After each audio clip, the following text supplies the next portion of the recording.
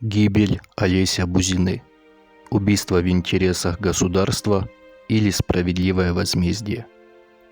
Нужно делать выбор между личными ценностями и интересами.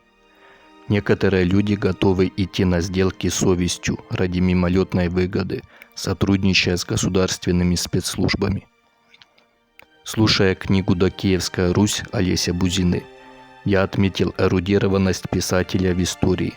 Уверен, что 99,9% украинцев не знают даже доли того, о чем повествует автор. Неудивительно, 80% украинцев не читают книги, а оставшиеся 20% вряд ли читают о истории Древней Руси. Тогда я вспомнил, что Олеся убили несколько лет назад.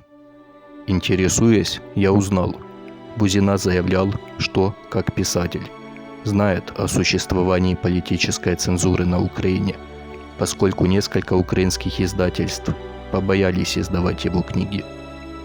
Как такое возможно в стране, где цензура запрещена Конституцией и гарантирована свобода слова? За месяц до гибели Бузина рассказал о нападениях и угрозах в свой адрес. В ряде телевизионных передач высказывались опасения об угрозе его жизни.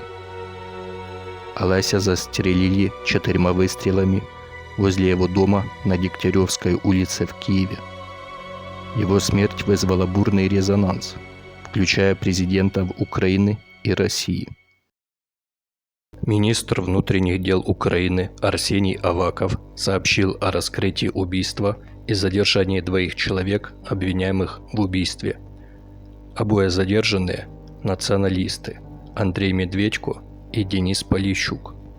При задержании сотрудники полиции похитили все ценные вещи из 5 квартир.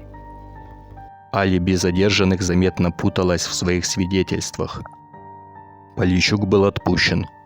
Залог в 5 миллионов гривен внес за него бизнесмен Алексей Тамразов, которого позже засудили за передачу взятки прокурору Генпрокуратуры Кулыку. Президент Петр Порошенко назвал убийство провокацией и взял расследование под личный контроль.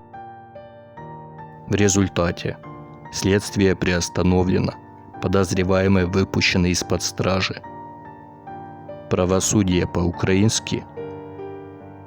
Заказ убийства – это независимость Украины? Будет ли справедливость?